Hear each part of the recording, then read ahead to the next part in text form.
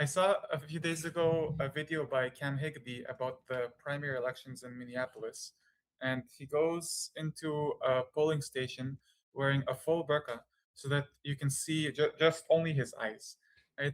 And he does some light accent or something, but he doesn't even really disguise his voice. Like his voice isn't very feminine, and he gives the name of and address of some random woman and presents no ID.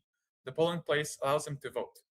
On top of that, they also allow people to vouch for their neighbors from the same district, up to 8 people.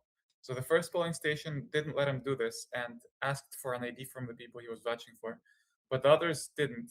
The other two places didn't, and they just wanted a signed affidavit from the guy that showed up in a full burqa with no ID that the other 8 people also lived in his district without requiring an ID from him or any of the others. And as a disclaimer, he made it really clear in that video that he backed out without voting. So I hear a lot about how Republicans want voter ID laws just to disenfranchise voters, but I think this proves that the security vulnerability is real and it's really egregious because apparently all you need to do is find out the name and address of some president, and that's enough to vote. Are you kidding me? Send me this, please, Danny. What the hell? Thank you. Okay, we have twos in the chat, so let's go through the twos. Okay. Yeah, thank you. I want to respond quickly, and then we can go to the next guys. Yeah, I saw the same video. Actually, when he put that in the chat, I was like, I think I saw that video, and yeah, it's extraordinary. Yeah, one of the things that they were claiming was that, oh, we're going to check after they vote. And it's like, hold on. You announce the results the same day or maybe the next morning. So what? And then you go through all the votes and you find out if they're really real or not, and then what, you recall them?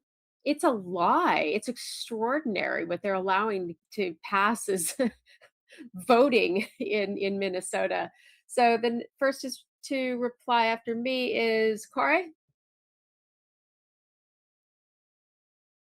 Yes, I just have to say that this whole debate in America about voter ID is very strange. I know the Democrats have a history of talking about how they want to imitate Scandinavian welfare services. And well, here is another thing that we do have in my country. We have voter ID, and it's completely obvious to everyone that we should have it. And when I tell people that this is even a debate in America about whether or not they should have voter ID, people tend to be surprised.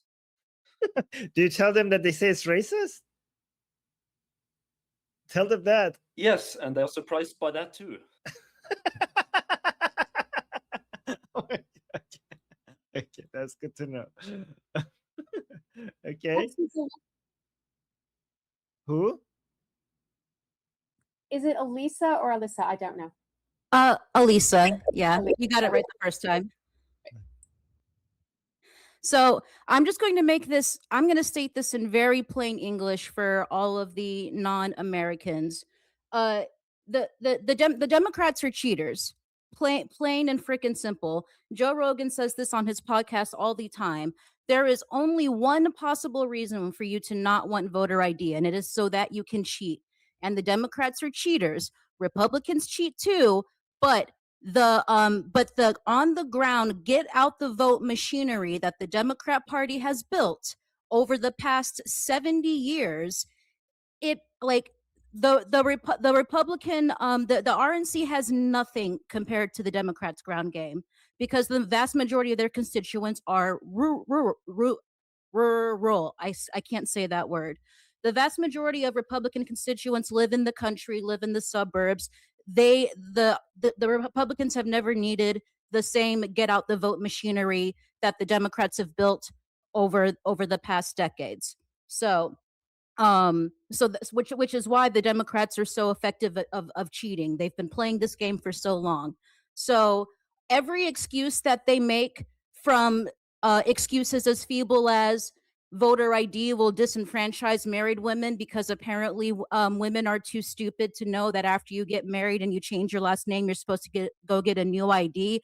Which, if that's the case, then repeal the fucking 19th at that point. All right. I'm so sorry. I'm sorry for my language. I'm sorry. Sorry. Your language is Um, fine. Don't need to apologize. Oh, okay. I didn't know if I was allowed to swear, and that just kind of like fell out. So my fault. But yeah. So anything from excuses as feeble as that to one of the many ways they demonstrate how racist they are is to insist that black people are just a bunch of barbaric monkeys that are too stupid to use a computer or don't know what the internet is. So I mean it's just ridiculous. This is all about cheating. Period. Point blank. End of story. And all of their obfuscations to the contrary, whether it's black people are too stupid to get IDs or married women are too stupid to change their last name and get a new ID. It's all complete BS. End of story. Right. Do we have any super chats? No, we don't have any super chats. And Elisa, don't apologize. I love your passions, and I love the information that you have. So thank you so much for that. All right, guys. Yep, go on. So you have 1 minute to go, so I'm going to let Roy just have his minute. Okay. Remember what Elisa said. What Elisa is referring to. It was a very famous moment where a Democrat from New York said that there are black kids in the Bronx that don't know, something like that don't know what a computer is, and it's just one of those. It's not like she said it like 20 years ago, 30, 40 years ago. She said it like 2 years ago, and yeah, I think the whole politicization. Thank you of the voting system has made everything being racist. If voting is racist, then everything is racist. Then and I think that's the moment where the Democratic Party lost, because now they're making everything about identity politics.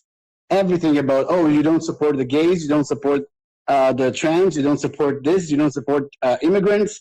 Girl, immigrants don't support immigrants. I'm like, seriously, immigrants, legal immigrants in America don't support illegal immigrants.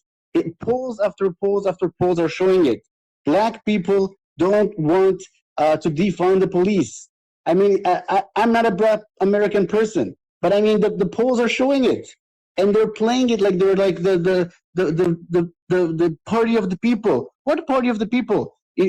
Just this a last poll just showed that Abdul al-Said won the popular vote by the bigger cities. The rural areas actually voted for the other Democratic candidate. The DSA, all those people are voting for more sane people. The Democrats are going further left, and it's just making people don't trust them. That's the problem.